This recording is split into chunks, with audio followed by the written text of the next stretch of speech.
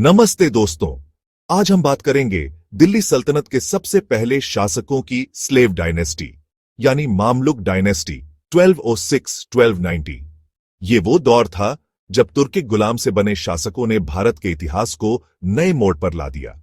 कुतुबुद्दीन ऐबक से लेकर गयासुद्दीन बलबन तक इन्होंने न केवल अपनी राजनीति मजबूत की बल्कि नए सामाजिक और सांस्कृतिक प्रवाह भी शुरू किए।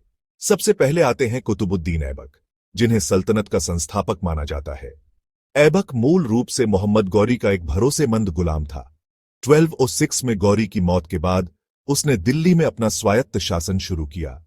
उनके दौरान बने दो बड़े स्मारक, कुतुब मीनार की शुरुआत और कुव्वत उल इस्लाम मस्जिद, उन्हें उनके दान पुण्य की वजह से लाख बख्श भी कहा जाता था। लेकिन उनकी मृत्यु एक दुर्घटना में हो गई और फिर दिल्ली सल्तनत की गद्दी इल्तुतमिश को मिली। 1210 में गद्दी संभाली इल्तुतमिश ने, जो असल में स्लेव डायनेस्टी का असली संस्थापक माना जाता है।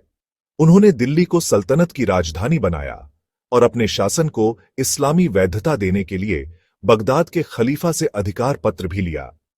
राजनीतिक सुधारों में उन्होंने इक्ता सिस्टम को संगठित किया, जिसमें राजस्व वसूली और सैन्य सेवाओं को अलग किया गया। उन्होंने चालीसा यानी 40 अमीरों का समूह बनाया, जो बाद में दिल्ली की राजनीति में बहुत शक्तिशाली हो गया।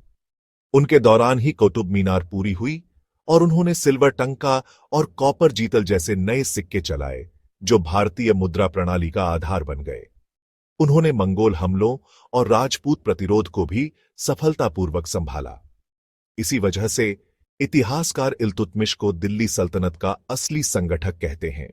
अगला नाम है रजिया सुल्तान का, जो दिल्ली सल्तनत की पहली और अकेली महिला शासक थीं।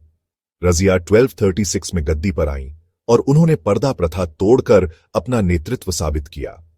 वह एक काबिल शासक थीं। उन्होंने अमीरों की ताकत को नियंत्रित करने की कोशिश की और प्रशासन को मजबूत बनाया। लेकिन उनके खिलाफ रूढ़िवादी अमीरों ने साजिश रची और उनकी मौत 1240 में हो गई।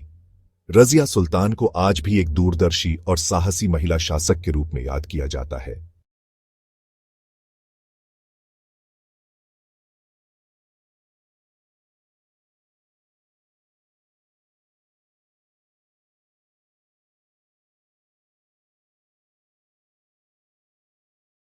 सबसे शक्तिशाली शासक थे गयासुद्दीन बलबन 1266-1286।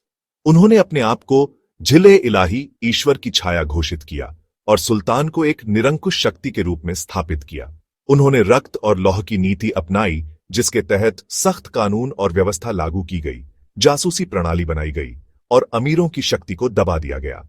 आंतरिक चुनौती में उन्होंने कुलीन वर्ग के हस्तक्षेप को खत्म किया और बाहरी चुनौती में मंगोलों को अफगानिस्तान में रोककर दिल्ली सल्तनत को बचाया। बलबन का शासन दिल्ली सल्तनत की राजशाही को इतना मजबूत बना गया कि आने वाले शासक उसी परंपरा का पालन करते रहे। दोस्तों, स्लेव डायनेस्टी या मामलुक शासकों ने 1206 से 1290 तक भारत की राजनीति को एक नए युग में दाखिल किया। कुतुबुद्दीन ऐबक ने नींव रखी, इल्तुतमिश ने उसे मजबूत बनाया, रजिया सुल्तान ने एक नया उदाहरण स्थापित किया और बलबन ने सल्तनत की शक्ति को अपने रक्त और लौह से सुदृढ़ किया। यही थी दिल्ली सल्तनत की स्लेव डायनेस्टी की कहानी, एक गुलाम से शासक बनने तक का सफर, जो भारत के इतिहास का एक अनोखा अध्याय है।